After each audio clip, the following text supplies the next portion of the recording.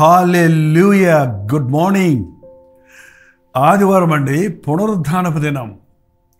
ప్రభువు మరణమును గెలిచిన, మృత్యుంజయుడై లేచిన ప్రభు దినమును మనం ఘనంగా ఆచరించాలి. నా ప్రభు సజీవుడన్న విషయాన్ని గుర్తుపెట్టుకోవడానికి ఆయన ఆలయానికి వెళ్ళి ఆయన్ని ఆత్మతో సత్యముతో ఆరాధించుకున్నట్టుకు, సమాజముగా కూడి తోటి విశ్వాసులతో దేవుని సన్నిధిని అనుభవించినట్లుగా దేవుని మందిరాలకు వెళ్దాం రండి. మందిరాలకు వెళ్ళకముందు ఒక చిన్న వాక్య ధ్యానం అనుదినము మీకు ఇస్తున్నాం కదా, అందుకని ఈరోజు కూడా మీ కొరకు ఒక సందేశాన్ని సిద్ధపరుచుకున్నాం. దేవుడు ఇచ్చున్నాడు, దాన్ని నేర్చుకుందాం. దళలు వంచండి. చిన్న ప్రార్థన. పరిశుద్ధుడా, నీకు భద్రములయ్యా, నీ మాటతో మమ్మల్ని హెచ్చరించము, నీ సన్నిధిలో మమ్మల్ని బలపరచమని క్రీస్తు నామములో అడుగుచున్నాము తండ్రి, ఆమేన్. దేవుని మందిరానికి వెళ్తున్నారా? మందిరాలకు వెళ్ళారా? క్రమముగా వెళ్తున్నారా? వెళ్ళి వచ్చేసామంటున్నారండి చాలామంది. మందిరానికి వెళ్ళలేదు, ఇవాళ చర్చికి వెళ్ళలేదు, వెళ్ళొచ్చేసామండి. ఎప్పుడు వెళ్ళారు, ఎప్పుడు వచ్చారు? ఎప్పుడు వెళ్ళారు, ఎప్పుడు వచ్చారు? ఏంటండి, మా సంఘములో 7 ఆరాధనలు ఉన్నాయండి, 1 గంట సేపు ఉంటుంది అంతేనండి. మేము 1/2 గంట లేటుగా వెళ్ళి ఆమెను అన్న వెంటనే తిరిగి వచ్చేసామండి. సరిపోద్దా అండి? ప్రభువు దినమంతా దేవుని సన్నిధిలో గడపాలి. కొన్ని మందిరాల్లో స్థలం లేనందున 2-3 సర్వీసులు జరిపిస్తూ ఉన్నారు. కానీ ప్రజలంతా, దేవుని బిడలంతా ఒకటిగా ఉన్నప్పుడున్నంత బలం, ఆనందం, ఆ అభిషేకం ముక్కలు అయిపోతే ఎలా ఉంటుంది చెప్పండి? తగినంత సమయం దేవుని సందులో గడపకుండా వెళ్ళి వచ్చేస్తే ప్రయోజనం ఏంటి?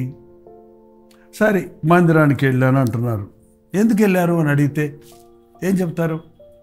సింపుల్గా ఆరాధించుకోవడానికి వెళ్ళాము, సండే కాబట్టి వెళ్ళాము. భలే చెప్తారండి కొంతమంది. అయితే ఆదివారం కాబట్టి వెళ్ళొచ్చామండి, వెళ్ళాలి కదా, మాకు అలవాటు, అది మాకు చిన్నప్పటి నుంచి అలవాటు అంటుంటారు కొంతమంది. ఆచారంగా అలవాటుగా ఆలయానికి వెళ్ళొచ్చేస్తే ప్రయోజనం ఏమైనా ఉంటుందా?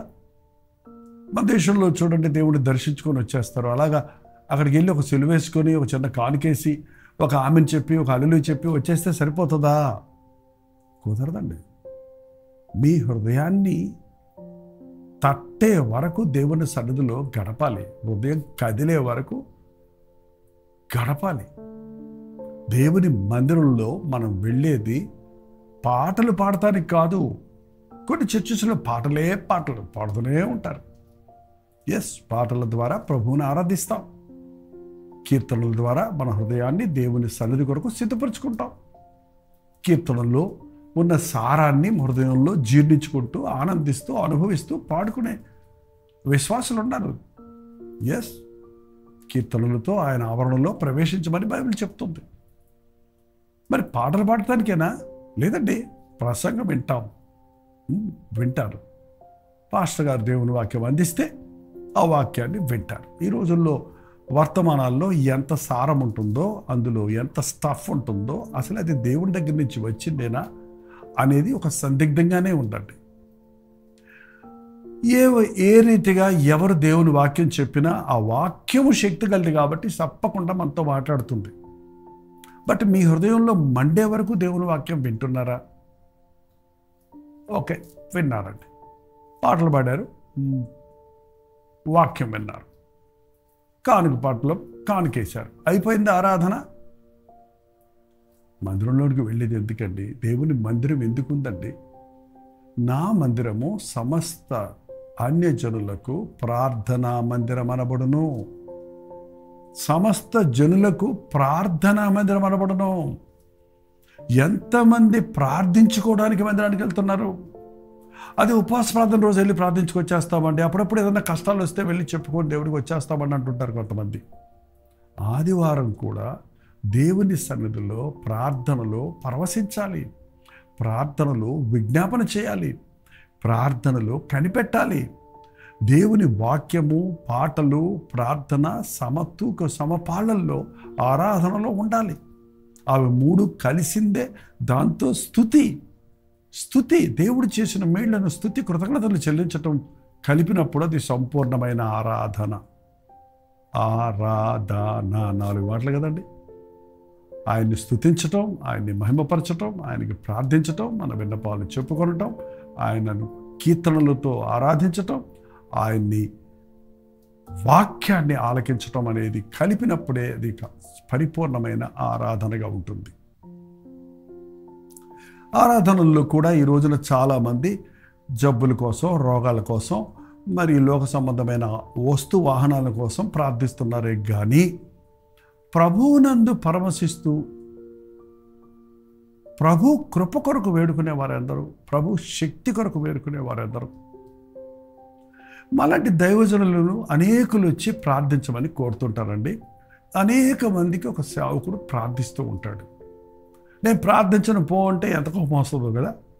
ఆయన భోజనం చేశాడా లేదా, ఆయనకి చాలాసేపు నిలబడ్డాడే, మళ్ళీ వెంటనే మా అందరి కోసం ప్రార్థన చేయగలడా లేదా అనే ఆలోచన ఉండదు. కానీ గబగబా ప్రార్థన చేయండి, మా కోసం ప్రార్థన చేయండి అని అడుగుతాడు.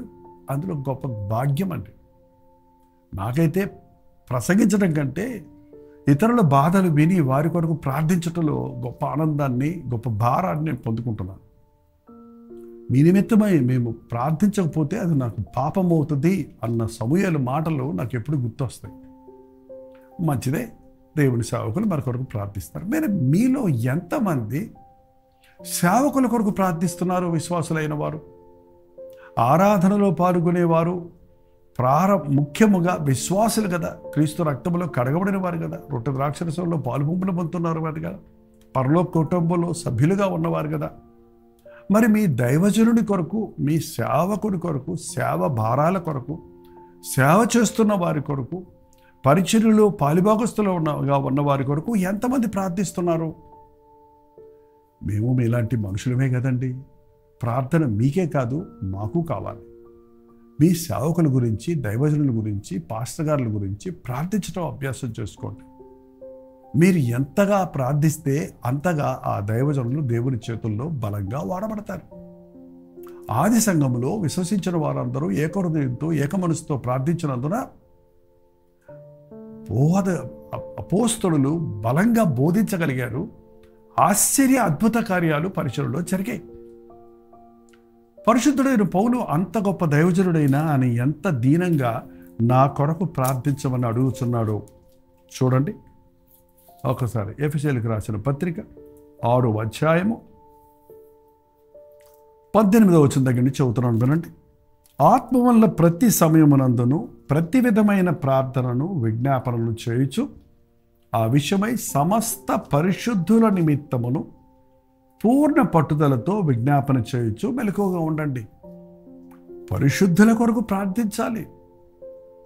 పాపుల కొరకు ప్రార్థిస్తున్నాం, పరిశుద్ధులు కొరకు ప్రార్థించాలి. వారు వెనుదిరగకుండా, వారు బలహీనులు అవ్వకుండా, వారు అభివృద్ధి పొందినట్లుగా, వారు ధైర్యముగా ఉండనట్లుగా. మరియు దేని నిమిత్తము నేను రాయబారిన ఈ సంఖ్యలలో ఉన్నాను, ఆ సువార్త మర్మము ధైర్యముగా తెలియచేయుటకు నేను మాట్లాడుటకు నోరు తెరిచినప్పుడు దానిని గురించి నేను మాట్లాడవలసినట్టుగా ధైర్యముతో మాట్లాడుటకు వాక్శక్తి నాకు అనుగ్రహించబడినట్లు నా నిమిత్తమును పూర్ణమైన పట్టుదలతో విజ్ఞాపన చేయొచ్చు మెలకువగా ఉంటుంది. ప్రార్థన ధైర్యాన్ని ఇస్తుందండి. ప్రార్థన బలమిస్తుంది. ప్రార్థన వాక్ శక్తినిస్తుంది. ప్రార్థన విశ్వాస అభివృద్ధి కలుగజేస్తుంది. ప్రార్థన అపవాదిని వణికిస్తుంది. ప్రార్థన ఒక వ్యక్తికి ఆధ్యాత్మికమైన శక్తినిస్తుంది. పౌలు వంటి భక్తుడు అంటున్నాడు, నేను బోధించవలసిన బోధ ధైర్యముగా బోధించినట్లు.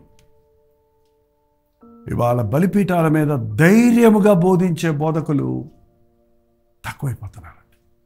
అరుపుల కేకలు ఉండొచ్చు, అట్టహాసాలు ఉండొచ్చు, ప్రగల్భాలు పలకొచ్చు, కానీ ధైర్యముతో దేవుని వాక్యాన్ని ఉన్నట్టుగా బోధించే దైవజనులు తక్కువైపోతున్నారు.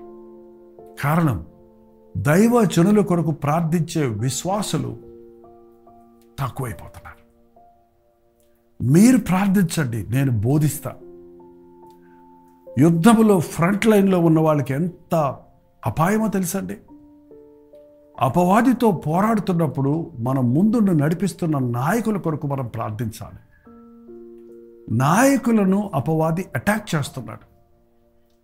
దైవ సేవకులను ఎదిరిస్తున్నాడు అపవాది, బలహీనపరుస్తున్నాడు, శోధిస్తున్నాడు, కాంప్రమైజ్ అయిపోతున్నారు. నీ దైవజనుడి కొరతల గురించి నువ్వు చెప్పుకుంటూ ఉండటం వల్ల ప్రయోజనం లేదు. కానీ సంఘముగా కూడి వచ్చినప్పుడు ప్రతి విశ్వాసి సంఘ కాపరి కొరకు ప్రార్థిస్తే సంఘం బలపడుతుంది. దైవజనుని నోటి నుండి వచ్చే మాట పరిశుద్ధాత్మని శక్తితో ప్రతి వాని హృదయ అవసరత తీర్చినట్లుగా, దురాత్మలను పారద్రోలినట్లుగా, అపవిత్ర కార్యములు లయపరచినట్లుగా ఉంటుందండి. ప్రార్థించేవాడు ధైర్యవంతులుగా ఉంటారు. దానియేలు రోజుకు 3 మారు ప్రార్థించాడు కాబట్టి సింహాలకు భయపడలా, ధైర్యముగా సింహాలకు నిలబడగలిగాడు. ప్రార్థించేవారు దైవ శక్తిని పుంజుకుంటారు. నాయకుల కొరకు ప్రార్థించండి, అధికారులకు ప్రార్థించండి. మన దేశంలో ఎలక్షన్స్ జరగబోతున్నాయి. ఇది మన బాధ్యత. దేవుని యోగ్యమైన వారిని, తన చిత్తములో ఉన్న వారిని ఎన్నుకున్నట్లుగా ప్రతి అధికారము ప్రభు వల్లనే కలుగుతుంది కనుక దేశములో శాంతి సమాధానాలు నెలకొల్పబడినట్లుగా, దేశములో ఆత్మలు రక్షించబడుటకు సానుకూలమైన వాతావరణం, అనేక పోరాటముల మధ్యలో ఆత్మలు రక్షించబడినట్లుగా మనం మోకాళ్ళ నుండి ప్రార్థించవలసి ఉంది. మందిరంలోనికి వెళ్ళినప్పుడు మనం విశ్వాసులందరూ కలిసి సంఘము కొరకు ప్రార్థించాలి, సంఘ పరిచర్యల కొరకు ప్రార్థించాలి. వెళ్ళాను వచ్చాను అనుకుంటే కుదరదండి. నా బాధలు చెప్పుకున్నాను సరిపోయిందంటే కుదరదండి. నువ్వు క్రీస్తు రక్తంలో కడగబడిన వాడివి, క్రీస్తు శరీరంలో ఒక భాగముగా ఉన్నావు. మన శరీరంలో ఒక భాగం పాడైందనుకోండి, శరీరం అంతా బాధపడద్ది కదా. ఒక ఏలుగు నొప్పి పుట్టిందనుకోండి, శరీరంలో ఆ నొప్పి శరీరం అంతటికీ తెలుస్తుంది కదా. ఒక అవయవం సెప్టిక్ అయిందనుకోండి, ఇన్ఫెక్ట్ అయిందనుకోండి, దాని ప్రభావం మన శరీరం అంతా మీద ఉంటుంది కదండి. సంఘములో ఏ ఒక్కడు బలహీనుడైనా, ఏ ఒక్కడు పాపానికి చోటిచ్చినా, ఏ ఒక్కడు తప్పిపోయినా ఆ సంఘానికే, యేసు నామానికే చెడ్డ పేరు వస్తుంది. కాబట్టి మనం విశ్వాసులందరి కొరకు ప్రార్థించాలి. కేవలం మన దేవుని సేవకుడు, మన సంఘ కాపరి కొరకే కాదు. ఏదో ఒక పాస్టర్ గారు తప్పు చేస్తే పాస్టర్లందరూ ఇంతే అంటున్నారు కదా. కాబట్టి పాస్టర్లు అందరి కొరకు ప్రార్థించాలి, దైవ సేవకులు అందరి కొరకు ప్రార్థించాలి. అన్ని సంఘాల కొరకు ప్రార్థించగలిగినంత విశాలమైన హృదయం మనం కలిగి ఉండాలి. ఎందుకంటే మన ప్రభు అందరికీ ప్రభువుగా ఉన్నాడు. కొందరిని కాపరులుగా, కొందరిని నాయకులుగా, కొందరిని సువార్థికులుగా, కొందరిని ప్రవచించేవారిగా, కొందరిని ప్రవక్తలుగా ఆయనే ఏర్పరిచి ఉన్నాడు. కనుక మందిరాలకు వెళ్ళినప్పుడు విశాలమైన హృదయంతో మనం ప్రార్థించాలి. మన దైవజనులు దేవుని వాక్యాన్ని ధైర్యంగా విత్తునట్లు, పాపమును ఖండించుటకు, బుద్ధి చెప్పుటకు, శిక్షించుటకు, దైవావేశం వలన కలిగిన ప్రతి లేఖనం ప్రయోజనకరంగా ఉందన్న మాట ప్రతి సంఘములో నెరవేరినప్పుడు, సంఘములలో ఉజ్జీవం కలిగినప్పుడు దేశములో ఆశీర్వాదం కలుగుతుందండి. మందిరానికి ఆషామాషాగా పోయి వచ్చేయొద్దు. మందిరములో నిక్కచ్చైన మోకాళ్ళ ప్రార్థన జరిగిద్దాం. ఆత్మతో సత్యముతో ఆరాధిద్దాం. పరిశుద్ధాత్మ శక్తిని పుంజుకొని మన వాక్శక్తిని పొంది, మన మాటలు శక్తి అంటే ఆ మాటలు అరుపు కాదు, గట్టితనం కాదు, కానీ అందులో పవర్ ఉంటుంది. ఒక రాజుగారి ఆజ్ఞకు అరవాల్సిన అవసరం లేదు. ఒక చిన్న సైగ చేస్తే, ఒక చిన్న మాట చెప్తే అక్కడ ప్రతి ఒక్కడు లోబడతాడు. అలా దేవుని అధికారముతో కూడిన మాటలు దైవ సేవకుల నోట ఉండినట్లుగా, అవి మనం పొందినట్లుగా, మన దేశంలో ప్రపంచంలో గొప్ప ఉద్యోగం కలిగినట్లుగా, ఇన్ని స్థలాలలో, ఇన్ని ఆరాధనలు, ఇన్ని లైవ్ సర్వీసెస్ జరుగుతున్నాయి. ఎంతగా పరిశుద్ధాత్మని కార్యాలు జరుగుతున్నవోనని ప్రశ్నార్థకంగానే మిగిలిపోయింది. ప్రార్థన ప్రభావమే పరిశుద్ధాత్మని కార్యాలు ప్రపంచమంతటా జరిగింపచేస్తాయి. తాళవంచండి, ప్రార్థన చేద్దాం. పరిశుద్ధుడా, నీకు వందనములయ్యా. ప్రార్థన శక్తిని మేము గుర్తించుటకు, ప్రార్థన వలన మాకు ధైర్యం కలుగుతుందని, విశ్వాసము వృద్ధి చెందుతుందని, ప్రార్థన మాకు శక్తినిస్తుందని, ప్రార్థన మమ్మల్ని పాపము నుండి దూరపరుస్తుందని, ప్రార్థన మమ్మల్ని దేవునికి సన్నిహితులుగా చేస్తుందని, ప్రార్థన మమ్మల్ని ఐక్యపరుస్తుందని, ప్రార్థన ఉజ్జీవాన్ని రగులుగొల్పుతుందని గుర్తించి ప్రతి సమయమందును ప్రతి విధమైన ప్రార్థన చేయొచ్చు నీ సన్నిధిలో మొరపెట్టుకున్నట్టుకు మా ఒక్కొక్కరికి నీ సహాయం చేయమని క్రీస్తు నామములో అడుగుచున్నాను తండ్రి. ఆమేన్. తండ్రి అయిన దేవుని యొక్క ప్రేమయు, కుమారుడైన క్రీస్తు యొక్క కృపయు, ఆదరణకర్త అయిన పరిశుద్ధాత్మ యొక్క సహవాసము కూడి వచ్చిన మనందరికీ నీ ఇప్పుడు సదాకాలము తోడైండును గాక. ఆమేన్. దేవుని స్తోత్రం. మీ ప్రార్థనా స్తోత్ర 954004 నెంబర్కి, ఇతర దేశాల్లో ఉంటే 91001003 నెంబర్కి తెలియజేస్తూనే ఉండండి. మీకోసం మేము ప్రార్థిస్తూనే ఉన్నాం. మీరు కూడా ప్రార్థించండి. దేవుని మందిరంలోనికి వెళ్ళినప్పుడు దైవజనులందరూ కలిసి, విశ్వాసులందరూ ఏకమనసుతో ప్రార్థించండి. సంఘంలో ఉద్యోగం, దేశంలో మేలు కలుగుతుంది. మందిరాలకు వెళ్ళండి, దేవుని సన్నిధిలో గడపండి. ప్రభుత్వమైతే మధ్యాహ్నం 2వ ఆరాధన కల్వరి చర్చిలో జరుగుతున్నటువంటి 2వ ఆరాధన మీకు లైవ్ ఇస్తాం. మీ సమయాన్ని బట్టి, మీరు అనుకూలతను బట్టి మీరు వీక్షించి మీరు మేలు పొందండి. అలాగే మధ్యాహ్నం 3 గంటలకు హెచ్చరిక, రాత్రి 9 గంటలకు కల్వరి ప్రతి దొరలో మళ్ళీ కలుసుకుందాం. అంతవరకు దేవుని మహాకృప మీకు తోడేడును గాక.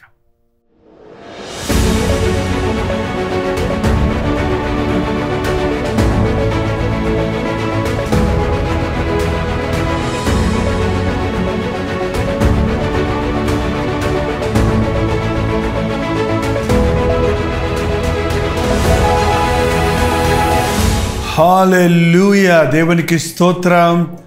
బెంగుళూరు పరిసర ప్రాంతాల్లో ఉన్న వారికి శుభవార్త. ప్రతిరోజు కల్వరి ప్రతిధ్వని సోషల్ మీడియా ద్వారా దేవుని వాక్యం వింటున్న వారికి, కల్వరి దర్శనం టీవీ ప్రోగ్రామ్స్ ఆలకిస్తున్న వారికి, కల్వరి ప్రేమధార పాఠకుల కొరకు ప్రత్యేకమైన 1 డే గెట్ టుగెదర్ను బెంగళూరులో ఈ నెల ఫిబ్రవరి 15వ తారీఖున మధ్యాహ్నం 2 గంటల నుంచి 5 గంటల వరకు, 6 గంటల నుంచి 10 గంటల వరకు 2 సెషన్స్గా ఏర్పాటు చేస్తున్నాం. ఇది హాలిడే కాకపోయినా మీరందరూ వస్తారని, మనందరము కలిసి దేవుడు చేసిన మేలు తలంచి ఆయన స్తుతించుటకు, మిమ్మల్ని ముఖాముఖిగా చూసి మీ కొరకు ప్రార్థించుటకు ఎంతో ప్రార్థనాపూర్వకంగా మేము బెంగళూరు వస్తున్నాం. మీరు రండి, పాల్గొనండి, దైవాశీస్సులు పొందండి. చిరునామా గమనించండి. గుండూరావు ఆడిటోరియం, నియర్ మంత్రి మాల్, శేషాద్రిపురం, బెంగళూరు. ఇంకా ఈ విషయమే మీకు వివరాలు కావాలంటే 954041 నెంబర్కి ఒక వాట్సాప్ పెట్టండి, లేదా 89393939 నెంబర్కి మీరు కాల్ చేసి వివరాలు తెలుసుకోరండి. గుర్తుపెట్టుకోండి, ఫిబ్రవరి 15వ తారీఖున మధ్యాహ్నం 2 గంటల నుంచి 5 గంటల వరకు, 6 గంటల నుంచి 10 గంటల వరకు బెంగళూరులోని గుండూరావు స్టేడియంలో 1 డే గెట్ టుగెదర్ను మీ కొరకు ఏర్పాటు చేస్తున్నాం. రండి, పాల్గొనండి, దైవాశీస్సులు పొందండి.